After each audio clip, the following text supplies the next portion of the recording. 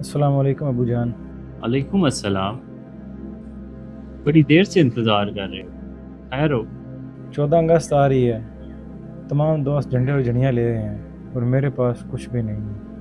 क्या करना है मेरे लाल ने झंडों का? जश्न आज़ादी मनाऊंगा सब की तरह। मनाएंगे, हम भी जश्न मनाएंगे, लेकिन कुछ नए अंदाज से।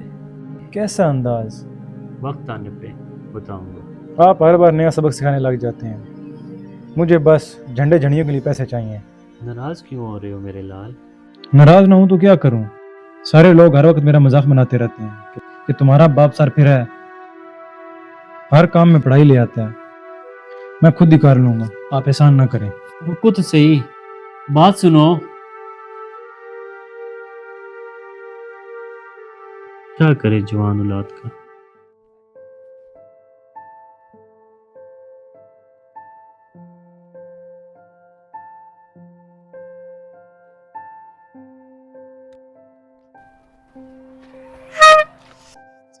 चवल इंसान है।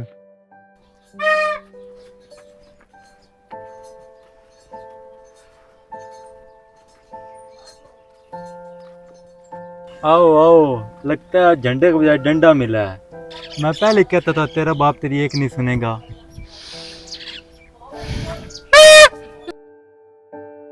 बच्चे तू जानता नहीं जहीर किस बला का नाम है? बला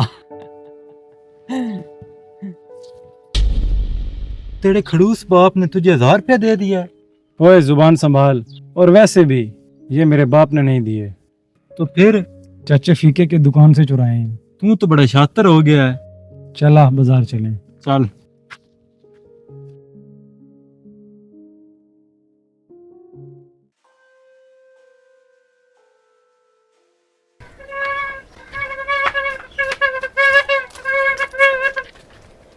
किस बदलियाज की औलाद है ये? आज़ादी के नाम पे दूसरों का जीना आराम किया हुआ है। अरे हाजी साहब, आप भी समझाएं इन कमबख्तों को। मैं तो समझा समझा के थक गया हूँ। बस ये नई नस्ल अच्छाई और बुराई में फ़र्क ही नहीं समझ सकी।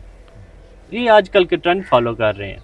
खुदा ही हाफिज है इनका। खुदा खैर करे।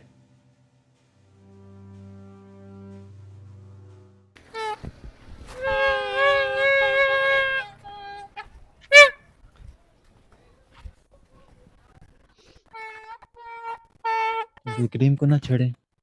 नहीं यार, बाबा बेइज्जती करेंगे। वहाँ इसका बाप दूसरे बच्चों को बुरा भला कह रहा है, यहाँ इसकी अपनी जवान औलाद ऐसी हरकतें कर रही है।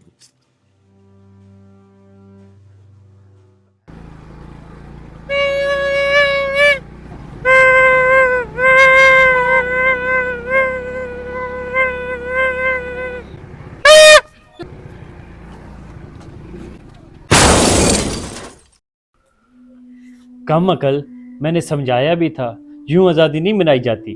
और हाँ, जिसे तुम आज़ादी कहते हो वो सिर्फ सरहदों की तकसीम है। जैन तुम्हारे अभी भी गुलाम है। अपनी इस हरकत को देख लो। हाजी साहब, अब बस भी करें, बच्चे को सेहतियाब होने दे, फिर कर लीजिएगा नसीहतें। अभी ये बच्चा है तो जवान कब होगा? अब्बा मुझे माफ कर दें। बेटा, वालिदैन कभी अपने बेटे से नाराज़ नहीं होते, और बस हम चाहते हैं कि हमारी औलाद समझदार बन जाए।